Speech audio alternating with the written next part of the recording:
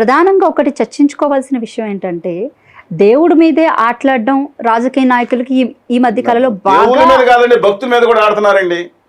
భగవంతునికి భక్తుని అనుసంధానం అంబికా దర్బార్ భక్తి అనుకుంటున్నారు వీళ్ళు. మనకు అవసరం లేదు. బాగా అంటే అలవాటు అయిపోయిందని చెప్పాలి. అయితే పవన్ కళ్యాణ్ సైతం సనాతన ధర్మాన్ని కాపాడడానికి వచ్చిన సనాతనవాద అపోలజెటికల్ సనాతనవాది ఆమెన్ అన్నారు అని అన్న వ్యక్తి ఈ రోజు ఈ జంతు అంటే తిరుపతి తిరుమల దేవస్థానానికి సంబంధించిన లడ్డు ఏదైతే ఉందో జంతు పదార్థం కలిసిన కొవ్వు లేదు అని చెప్పేసి నిర్ధారించిన తర్వాత ఎందుకైనా ఇప్పటి వరకు వచ్చి బయటకు ఒక స్టేట్మెంట్ కూడా ఇవ్వలేకపోయారు?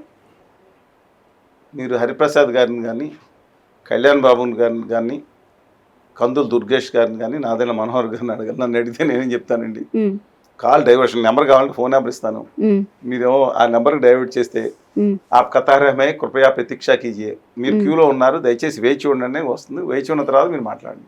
అంటే ఆయన్ని స్పందించకపోవడాన్ని అసలు ఏ రకంగా చూడొచ్చు అంటారు? ఆయన అసలు దేని గురించి అండి, ఆంధ్రప్రదేశ్కు హోదా విభజన హామీ లేకపోతే నేను ఆత్మ ఏకంగా ఏంటి ఆమరణ దీక్ష చేస్తా అన్నారు, చేశారా? ఒంటికి కారణం రాసుకుంటారు ఎంపీలారన్నారు. నేను బడ్జెట్లో సర్వనాశనం చేస్తే ఆంధ్రప్రదేశ్ని దుర్మార్గం చేస్తే మాట్లాడుతున్నారా? మేము వెళ్ళొచ్చాం, ఆయన కనపడలేదు. ఆయన ఉత్తర వాళ్ళు దక్షిణాది మీద దండయాత్ర అన్నారు, దుర్మార్గం చేస్తున్నారన్నారు. ఏదో విధంగా ఆయన మాట్లాడుతున్నారా? వాళ్ళ రాష్ట్ర భవిష్యత్తు ప్రతి కాన్స్టిట్యున్సీలో 500 మంది చొప్పున ఇస్తాను, ప్రతి కాన్స్టిట్యున్సీకి 500 అంటే 2 సంవత్సరాలు అయింది. 10 లక్షల రూపాయలు ఇవ్వాలి, ఆ హోదా విభజన హామీ స్టీల్ బ్రహ్మాండంగా డెవలప్ అవుతారు, 10 లక్షల మంది ఇండస్ట్రీలు అవుతారు, దమ్ముగా ఉండాలి అని మానేసి ఆయన రూట్ మార్చి ఉపాధి ఎలాగో లేదు స్టెంట్ స్కూల్స్ పెట్టి స్టెంట్లు కొట్టుకోవాలి మేము ఆంధ్రప్రదేశ్లో డైవర్షన్. ఆయన అంటే నేనేం చెప్తానండి, అసలు ఆ తెలుగు హిందీ ఇది బీజేపీ అనేది హిందీ వాళ్ళ పార్టీ, హిందువుల పార్టీ కాదని కొండ బద్దలు కొట్టి నిజాయితీగా ధైర్యంగా మాట్లాడిన వ్యక్తి కళ్యాణ్ బాబు గారు, ఒక చేగువేర స్ఫూర్తితో. మరి ఆయన అది మాట్లాడుతూ మానేస్తే మనం ఏం చెప్తామండి? అలాగే ఆ హిందీ రుద్దొద్దు మన మీద అన్నారు, తెలుగు బిడ్డల మీద మళ్ళీ పెట్టి ఈయన ఎవరైతే 99% ఆ స్థితికి తీసుకొచ్చారో తెలుగు ప్రేక్షకులు వచ్చారో ఆ తెలుగు కంటే హిందీ కంపల్సరీ అన్నట్టు మాట్లాడారు. నెసెసిటీ అంట, నెసెసిటీ ఈ ప్రపంచానికి వాళ్ళ నెసెసిటీగా ఉపాధి భాషగా మారిన ఇంగ్లీషు అవసరం, తెలుగు మనకి మన లైఫ్, మన జీవితం. ఈ రెండూ లేకుండా ఉత్తరారసన లిపి లేని హిందీ నేర్చుకోమంటే నేనేం చెప్తానండి? గౌరవనీయులు ఆనాటి అభ్యుదయ బాధని కళ్యాణ్ బాబు గారిని అడగాలి. కానీ ఈరోజు వారి సనాతనవాదిగా అపాలజెటికల్ సనాతనవాది ఆమెన్గా మారిపోయిన వారిని అడగాలి. కానీ నన్ను అడిగితే ఉపయోగం ఏంటండి? క్వశ్చన్స్ వాడు ఎందుకు డైవర్ట్ చేస్తున్నారో నాకు తెలియదు, ఎక్కడున్నారో తెలియదు. అందుకని ఎక్కడున్నారంటే ఏ సమస్య ఎక్కడో చోట సమస్య మీద బహుశా షిప్ ఉంది కదండి, సీదా షిప్ కోసం చూస్తున్నట్టున్నారు. ఓకేనే ఆంధ్రప్రదేశ్ యొక్క విభజన నిన్న బడ్జెట్లో నమ్మక ద్రోహం జరిగితే కడుపు మండిపోతుంది యువతకి. దాని గురించి మాట్లాడలేన్నారు, దీని గురించి నేనేం అడుగుతానండి? అంటే ఇటు బడ్జెట్ విషయం కూడా పక్కన పెడితే అసలు బడ్జెట్ అనేది తెర మీదకి రాకుండా చేసి ఇప్పుడు అంబటి రాంబాబు చేసినటువంటి వ్యాఖ్యల్ని తీసుకొని అంబటి రాంబాబు ఇంటికి నిప్పంటించడం కానివ్వండి, అలాగే జోగి రమేష్ ఇంటికి వెళ్ళడానికి కానివ్వండి, ఎలా చూస్తారు? అంటే ఈ డైవర్షన్ రాంబాబు గారు అవుట్ స్పోకెన్ పర్సనాలిటీ. సరే, ఆయన వ్యక్తిగత వివాదాలతో నేను వ్యక్తిగత వివాదాలకు వెళ్ళండి, అది below the belt. Absolutely I don't want comment on that అని ఎనీ పర్సన్. విధానాల మీద మాట్లాడదాం. రాంబాబు గారు నిన్న మనం మాట్లాడిన మాట దుర్మార్గమైన మాటలు, అన్యాయమైన మాటలు. అలాగే ఇంతకుముందు జగన్మోహన్ రెడ్డి గారి మీద ప్రభాకర్ రెడ్డి గారు మాట్లాడిన మాటలు దుర్మార్గమైన. ముఖ్యమంత్రి గారు ఉప ముఖ్యమంత్రి గారుగా ఉన్నప్పుడు ఇంతకుముందు ఏది మన ల్యాండ్ టైటిలింగ్ యాక్ట్లో నీ ఫోటోలు ఏంటి, మీ అమ్మ మొగుడిచ్చాడా, మీ నాన్న మొగుడిచ్చాడని మాట్లాడారు. అది బూతు పదాలు కాకపోయినా అనుచితమైన పద్యాలను వాడారు, అది పక్కన పెట్టండి. కానీ వాళ్ళ అంబటి రాంబాబు గారు మాట్లాడిన నిర్ద్వందంగా ఖండించాలి. ఎవరు మాట్లాడిన ఇంతకుముందు ప్రభాకర్ రెడ్డి గారు మాట్లాడితే ఖండించారు. గవర్నీయులు రాజశేఖర రెడ్డి గారు అసెంబ్లీలో నీ అమ్మ కడుపుని ఎందుకు పుట్టావో నువ్వు సిగ్గుపడలే, ఆ విధంగా మన మాట్లాడి వెంటనే సవరించుకునే విజ్ఞత ఆయనలో ఉంది, డాక్టర్ రాజశేఖర రెడ్డి గారిలో.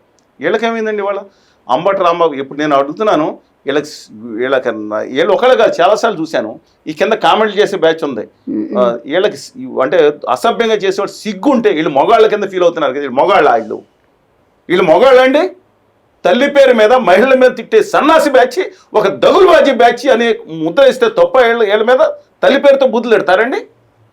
హూ మెరిట్ మేబీ నేను చెప్పండి, మీరు ప్లీజ్ కమ్అట్. అంటే సిచ్యువేషన్ మీద తల్లి మీద తిడతారా, తల్లి మానం మీద తిడతారా, అంగాల మీద తిడతారా? ఏందండి వాటి సిచ్యువేషన్ అండి?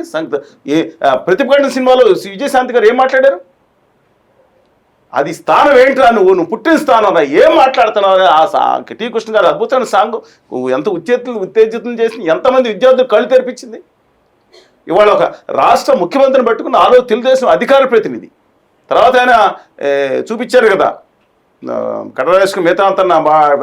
ఆ రోజు నేను తెలియక భోజనికి మీనింగ్ అనే దిక్కుమాల పదం దుర్మార్గం పదం మాట్లాడారు. పోలీసులు అరెస్ట్ చేశారు కదా, ఆయన ఇంటి మీద దాడి చేశారు కదా 3 సార్లు. నేను we should not support that type of things అండి. అది నా మీనింగ్ తెలియదు అన్న, చాలామంది తెలియదండి. అందరూ BOSC బోస్ అని డీకే అని పెడతారు చాలామంది. యాక్చువల్గా దిక్కుమాలిన పద్యాలు అది తెలీదు. కానీ ఇది ఒక తల్లి, వీళ్ళు ఆయన మాట్లాడిన తర్వాత కొంతమంది మహిళలు కూడా వీళ్ళు మా తల్లి మీద మాడతామండి. నాకు అర్థంగా తిట్టుకుంటే వీళ్ళు తిట్టుకుంటాం, కానీ అబ్సల్యూట్గా అమ్మనమ్మ గారు కానీ వాళ్ళ తల్లి గారు, లక్ష్మమ్మ గారు కానీ, రాంబాబు గారి తల్లి గారు కానీ దాడి చేయడాన్ని ఏ రకంగా చూస్తారు? కమింగ్ ముందు ఈ పాయింట్ అయిపోయానండి, అది పాయింట్కి వస్తాను. ఇప్పుడు లక్ష్మమ్మ గారు తప్పేం చేశారు? రాంబాబు గారు మా అమ్మగారు కానీ, చంద్రబాబు నాయుడు గారు అమ్మగారు కానీ వాళ్ళ మీద పడతామండి సిగ్గులేని బ్యాచ్ అంతా. సరే, కమింగ్ బ్యాక్, ఇది అబ్సల్యూట్గా ఖండించడమే కాకుండా పార్టీ కూడా డిసౌన్ చేసుకోవాలి, ఇది మంచి పద్ధతి కాదని. First let us talk about that అండి. Next is next. ఇది చాలా దుర్మార్గం, ఇలాంటి పద్ధతులు మంచిది కాదు. అలా అసభ్యంగా చేసేవాళ్ళని రాజకీయాలు కూడా ఉండకుండా చేయాలి. అలాగే అసభ్యంగా కామెంట్ చేసే వాళ్ళ మీద 1000 మంది మీద కేసులు పెట్టి ముందు శిక్ష చేయండి. సేమ్ ఏదైతే శిక్ష రాంబాబు గారు మాట్లాడితే ముఖ్యమంత్రి గారు గొప్ప, నేను ముఖ్యమంత్రి గారి మీద మాట్లాడి చెప్తే సామాన్యుడి మీద, స్వతంత్ర వ్యక్తిత్వం మీద తెల్లపల్లిరావు గారు మాట్లాడతారు, లేకపోతే సురేష్ గారు మాట్లాడతారు. ఏ పార్టీ ఏళ్ళ మీద బూతులు పెట్టే బ్యాచ్ ఏళ్ళని అరెస్ట్ చేయక్కర్లేదా? మీరు చెప్పండి, ఇంతకన్నా దారుణంగా పెడుతున్నారు కదా. ఏళ్ళందరినీ ఫస్ట్ అరెస్ట్ చేయమండి. ఫస్ట్ రిమాండ్కి తరలించారు కదా, తరలించాలి కదా. వాళ్ళని ఒకళ్ళు కాదండి, 100 మంది పెడుతున్నారు ఏళ్ళని. అది ఇప్పుడు నాకు చెప్పం. అందుకని ఇది తప్పు. రెండో పాయింట్ ఏంటంటే, చట్టాన్ని తీసి ఇప్పుడు కేసు పెడతాం తప్పు. కేసు పెట్టారు. భౌతిక దాడులు ఏంటండి ఇళ్ల మీద? జోగి రమేష్ గారి ఇంటి మీద నిప్పు పెడితే కాలి చనిపోతే ఎవడ బాధ్యతలు అవుతారండి?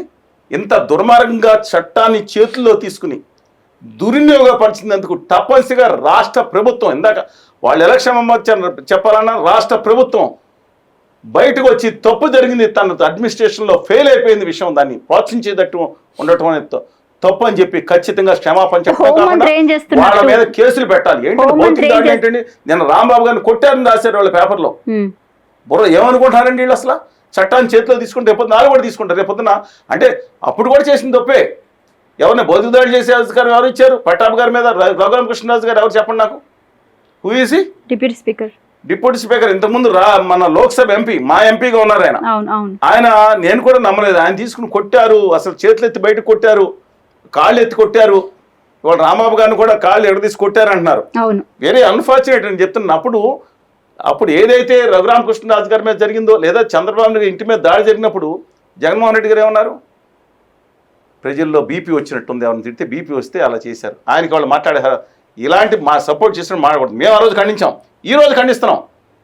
మాటలను తిట్టడాన్ని ఖండిస్తున్నాం. ఇలాంటి చట్టాన్ని చేతిలో తీసుకుని దాడులు చేస్తే రాష్ట్రంలో శాంతి భద్రతల్ని గాలికి వెళ్తే రెడ్ బుక్ నడుస్తుందా?